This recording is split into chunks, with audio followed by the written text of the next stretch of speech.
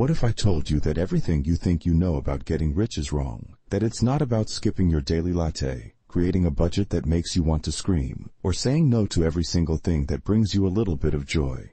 What if I told you that you could spend extravagantly on the things you love, and that the entire process of saving, investing, and growing your wealth could happen automatically in the background, without you lifting a finger after it's set up? I know it sounds like a fantasy, but it's not. It's the entire philosophy behind this powerhouse of a book, Ramit Sethi's I Will Teach You to Be Rich. I read all 352 pages of the updated second edition, and in this video, I'm going to give you the exact step-by-step blueprint to automate your finances and start building what Ramit calls your rich life, starting this week. Let's be real for a second. Most personal finance advice is just awful. It's either painfully boring, way too complicated, or it just makes you feel guilty for being alive. It's usually written by people who seem to have never enjoyed a single day in their lives. Ramit Sethi's approach is the complete opposite.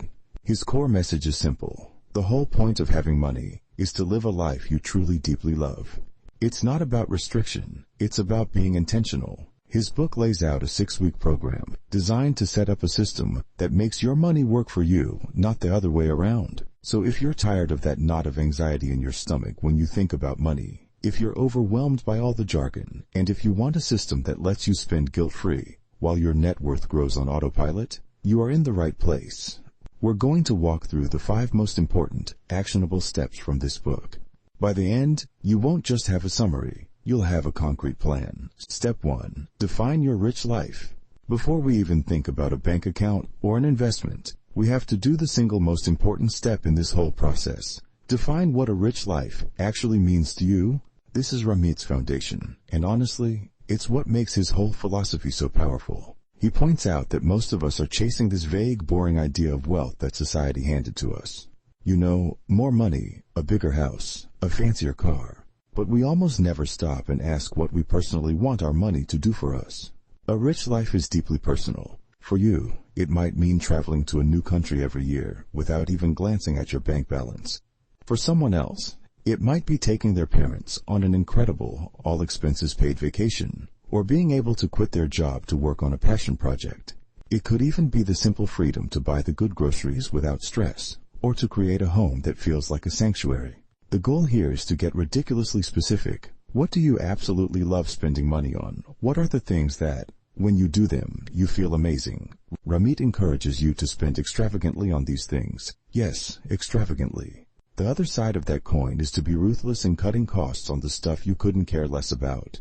Do you love trying amazing restaurants but don't give a flip about having the latest iPhone? Awesome. Spend lavishly on food and keep your phone for 5 years.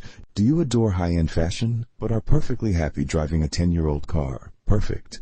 Let's build a system that funds a designer clothing budget while your transportation costs are next to nothing. This isn't about tracking every penny you've already spent. It's a simple forward-looking plan for where your money will go, automatically. Once you know what your rich life looks like, you can build a financial system to make it happen. This is the why that fuels everything else. So take a minute. What does your rich life look like? Step 2. The conscious spending plan. Alright, and now that you have a vision, we need a way to pay for it. First, I want you to forget the word budget. Budgets are miserable. They're restrictive. They're tedious. And they usually fail because they rely on willpower. Instead, Ramit gives us the conscious spending plan. The conscious spending plan divides your after-tax income into 4 main buckets. First, fixed costs, which should be about 50-60% of your take-home pay. This is your rent or mortgage, utilities, car payments, insurance, all the essential stuff that keeps the lights on. Second, investments, which should be at least 10% of your take-home pay. This is your get wealthy fund. This is the money that will grow for your future through things like a 401k or a Roth IRA. We'll talk more about what to do with this in a bit, but for now, just know this part is non-negotiable. Third, savings goals at about 5 to 10%. This is for your shorter-term goals like a down payment on a house, a wedding, that dream vacation, or your emergency fund. It's a great idea to have separate savings accounts for these, to keep them organized, and to feel that sense of progress. And finally, my absolute favorite category, the one that changes the game, guilt-free spending. This is 20-35% of your take-home pay. This is your money to spend on whatever you want, without a single shred of guilt. This is for the coffees, the dinners out, your hobbies, the clothes, all the things that make up your rich life. It just works. Now, these percentages are just guidelines, not a rigid cage. If you live somewhere expensive, your fixed costs might be higher, and that's okay. The point is to be conscious of the trade-offs. More in one bucket means a little less in another. The goal is to build a plan that funds your rich life. Step 3. Automate everything. This is where the real magic happens. The core of this entire book is automation over willpower. First, you need the right tools, a checking account with no fees and a high-yield savings account. That savings account is key because it's where your savings goals will live, and it should be earning you way more interest than a traditional account. Here's how the automation works. Your paycheck gets direct deposited into your checking account. The second it lands, you have automatic transfer set up. A chunk goes straight to your investment accounts, your 401k, your Roth IRA. Another chunk goes to your high-yield savings account, which you can even split into different pots like emergency fund or trip to Japan. The money that's left in your checking account is for your fixed costs and your guilt-free spending. You put as many of your fixed costs on autopay as you can. Rent, car payment, utilities, student loans. Set them all to be paid automatically. Whatever is left after your future self is taken care of and your bills are paid, that's your guilt-free spending money. You can use your debit card, or even better, a great rewards credit card. Now the key, and I can't say this loudly enough, is to set up your credit card to be paid off, in full, automatically, every single month. This way, you get all the rewards, cashback, travel points, without ever paying a dime in interest or late fees. This system guarantees you pay yourself first. Your future is handled, your bills are on time, and the money left is truly yours to enjoy. It might take an afternoon to set up, but once it's done, it runs itself. This is what Ramit means when he says to live your life outside the spreadsheet. Step 4. The ladder of personal finance and investing, or more. So let's talk about that 10% for investments. Where does it actually go? Ramit gives us a super clear hierarchy called the ladder of personal finance, which tells you the exact order to prioritize your money. Get your 401k match. If your company offers a 401k match, you must contribute enough to get the full amount. This is free money, a 100% return on your investment right away. You will not find a better deal anywhere in finance. Pay off high-interest debt. Before you ramp up investing, you've got to crush any high-interest debt, especially credit card debt. The interest rates are so high that paying them off gives you a guaranteed return that's almost impossible to beat by investing. Rung 3. Max out a Roth IRA. After you've gotten your company match and paid off the nasty debt, the next step is to open and max out a Roth IRA. This is a retirement account where you put in after-tax money, and it grows completely tax-free. When you take it out in retirement, you pay zero taxes on all that growth. Rung 4. Go back to your 401k. If you've maxed out your Roth IRA and you still have money to invest, what a great problem to have. Go back and put more into your 401k until you hit the legal maximum. So what do you actually invest in? Ramit is a huge fan of keeping it simple with a low-cost and diversified approach. He loves what are called lazy portfolios, usually built with index funds or ETFs. You don't need to be a stock-picking genius.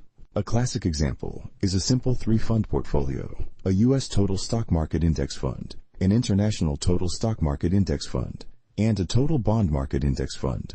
The goal is to capture the growth of the entire market over the long term with tiny fees and almost zero effort. Investing should be boring. Set it up, automate it, and get on with your life. Step 5. Focus on the big wins. This final piece of the puzzle is really a mindset shift that ties it all together. Stop obsessing over $3 questions. Should I buy this coffee? Should I cancel Netflix? Ramit argues that our limited time and energy are much better spent on 5-figure and 6-figure questions, the big wins. Think about it. There's a limit to how much you can cut, but there is no limit to how much you can earn. One of the biggest wins you can score is negotiating your salary. A single 15-minute conversation that gets you a $5,000 raise is worth more than a lifetime of skipping lattes. The book even gives you scripts and tactics for these conversations. Another big win is simply calling and negotiating your recurring bills, like car insurance or your cable bill. Then there's optimizing your housing costs. Making a smart choice about where you live can free up hundreds or even thousands of dollars every single month. These are the decisions that make a real, seismic impact on your financial life. By focusing on these big wins and automating everything else, You free up your mental space to focus on what actually matters, living that rich life you defined back in step 1.